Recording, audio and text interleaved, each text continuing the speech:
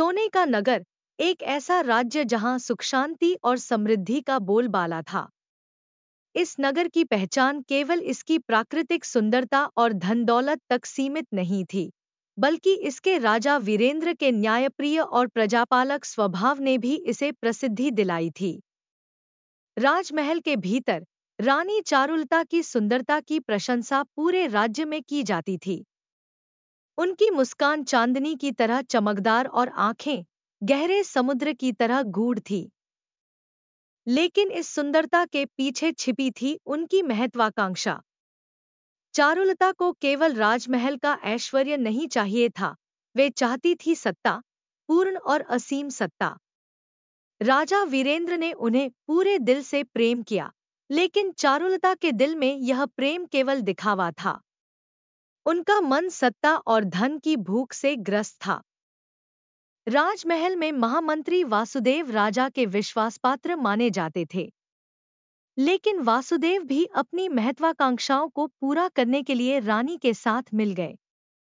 रानी ने धीरे धीरे वासुदेव को अपने पक्ष में किया और दोनों ने मिलकर राजा को सिंहासन से हटाने की योजना बनाई। वासुदेव ने राज्य की सेना और अन्य मंत्रियों को धीरे धीरे अपने प्रभाव में लेना शुरू किया। रानी ने राजा को व्यस्त रखने के लिए उन्हें सीमावर्ती प्रदेशों के मुद्दों में उलझा दिया। इस बीच रानी ने महल में अपनी सत्ता मजबूत कर ली। उन्होंने प्रजा के सामने खुद को एक दयालु और समर्थ प्रशासक के रूप में प्रस्तुत किया। राजा वीरेंद्र अपनी रानी पर पूरा भरोसा करते थे, लेकिन महल में एक युवा सेवक अर्जुन ने रानी की गतिविधियों पर गौर किया। अर्जुन को रानी पर संदेह हुआ और उसने राजा के विश्वासपात्र योद्धा शिवा को अपनी चिंताओं के बारे में बताया। शिवा ने इन बातों को राजा तक पहुंचाने का वादा किया, लेकिन रानी ने उन्हें पहले ही जाल में फंसा लिया। शिवा को राजद्रोह के झूठे आरोप में कैद कर दिया गया। इस दौरान सीमा पर एक नकली युद्ध की योजना बनाई गई। वासुदेव ने दुश्मनों से मिलकर राजा को मारने की योजना बनाई। राजा वीरेंद्र युद्ध के लिए रवाना हुए, लेकिन यह जानते थे कि कुछ गड़बड़ है।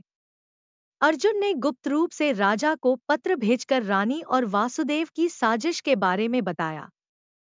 राजा ने पत्र पढ़कर चौंकाने वाला निर्णय लिया, वे गुप्त रूप से राजमहल लौटने का नाटक करेंगे।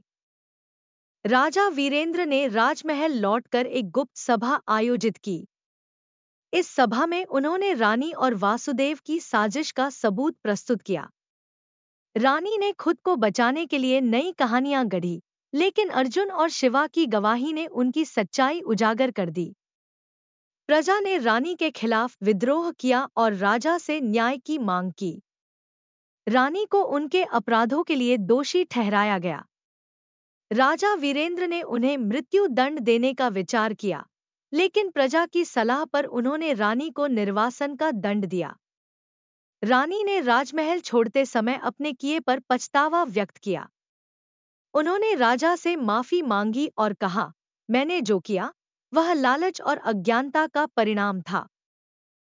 राजा वीरेंद्र ने राज्य में शांति और न्याय स्थापित करने के लिए नई नीतियां बनाईं।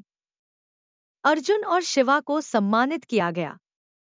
प्रजा ने राजा के प्रति अपनी वफादारी और सम्मान व्यक्त किया। निर्वासन में रानी चारुलता ने एकांतवास में जीवन व्यतीत किया और अपने किए पर विचार करती रहीं। यह कहानी भावनात्मक रूप से समृद्ध, चरित्र विकास और साजिशों से भरी होगी।